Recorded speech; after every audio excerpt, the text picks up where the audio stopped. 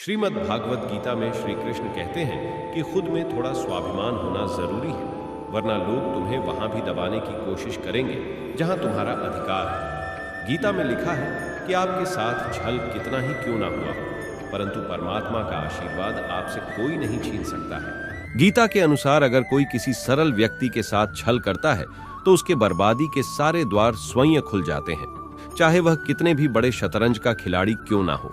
गीता में लिखा है 100 काम छोड़ ढचकर भोजन करना चाहिए, 1000 काम छोड़कर स्नान करना चाहिए, लाख काम छोड़कर दान करना चाहिए और करोड़ काम छोड़कर भगवान का स्मरण करना चाहिए।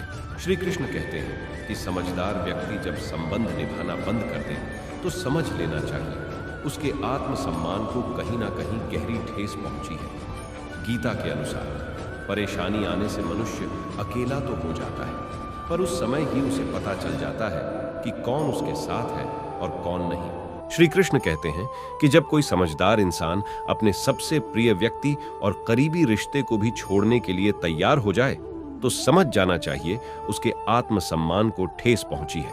आत्मसम्मान किसी व्यक्ति का खुद के प्रति, अपने चरित्र और आचरण के प्रति किया जाने वाला सम्मान है। इसे स्वाभिमान भी कहा जाता है, इसलिए इसमें अभिमान का भी थोड़ा अंश होता है, जिसके कारण इन दोनों के बीच में बहुत बारीक सी लाइन होती है। आसान भाषा में अभिमान घमंड के साथ साथ चलता है, वहीं आत्मसम्मान नैतिकता के साथ चलता है, भले ही इसके कारण कितनी ही बड़ी हानि क्यों ना हो जाए।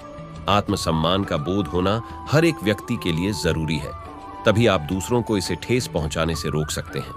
जब आप खुद इसे समझने की कोशिश नहीं करते हैं तो आप दूसरों को अपने साथ अनादर करने की छूट दे देते हैं।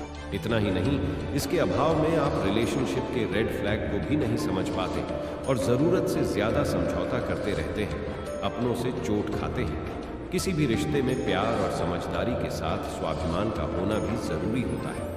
किसी दूसरे व्यक्ति के लिए इसे भूलाना कहीं न कहीं अपने अंदर के परमात्मा का निरादर करने जैसा है। एक रिश्ते में आत्मसम्मान आपको एक बेहतर इंसान और बेहतर साथी बनाता है। अगर किसी रिश्ते में आपका स्वाभिमान है तो आपको विश्वास होगा कि आप एक योग्य व्यक्ति हैं, और जब आप योग्य महसूस करते हैं तो आप विश्वास होता है कि आप प्यार और सम्मान के योग्य हैं, न सिर्फ खुद से बल्कि हर किसी से। किसी भी रिश्ते में उस समय तक रहना ही उचित होता है जब तक आपका आत्मसम्मान इसमें बना रहे, वरना अपने सबसे करीबी लोगों के साथ रहने पर भी सिर्फ दर्द का अनुभव होता है।